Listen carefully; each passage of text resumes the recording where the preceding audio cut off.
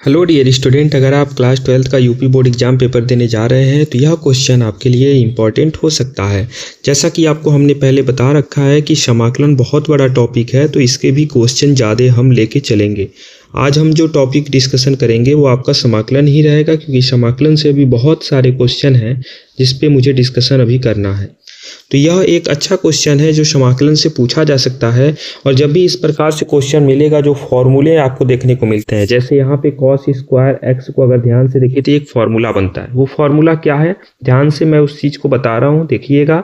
और आपसे बस यही कहना है कि जब तक आप क्वेश्चन को पूरा मत देख लीजिए तब तक आप वीडियो को स्किप मत कीजिए, पूरा देखिए, ठीक है। तो चलिए देखते हैं इस क्वेश्चन का सोल्यूशन क्या रहने वाला है।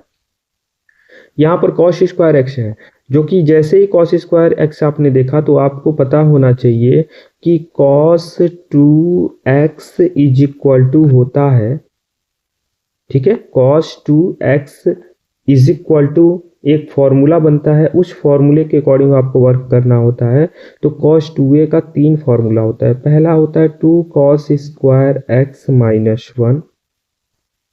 एक फॉर्मूला होता है cos 2x is equal to 1 minus 2 sine square x. अब यहीं से आप डिसाइड कर लीजिएगा, अगर cos स्क्वायर एक्स है तो आपको फर्स्ट वाले फॉर्मूले को लेके चलना है, अगर साइन स्क्वायर एक्स होता तो आपको सेकेंड फॉर्मूले को लेके चलना होता, ठीक है।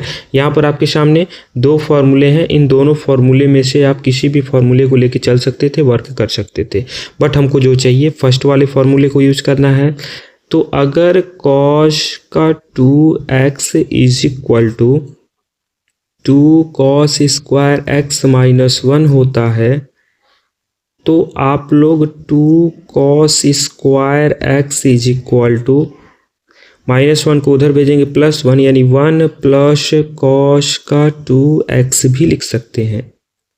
और यहाँ पर केवल cos स्क्वायर x है, तो cos square x is equal to 1 plus cos 2x upon में 2 लिख सकते हैं। मैं ये बताना चाह रहा हूँ।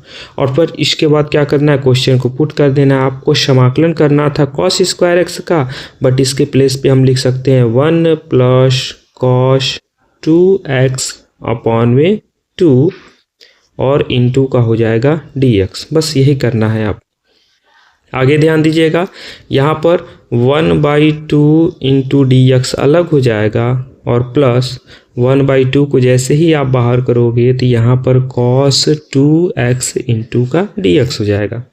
नेक्स्ट स्टेप में जब जाएंगे तो 1/2 को जब बाहर करेंगे तो यहाँ पे 1 बनेगा और यहाँ पर 1/2।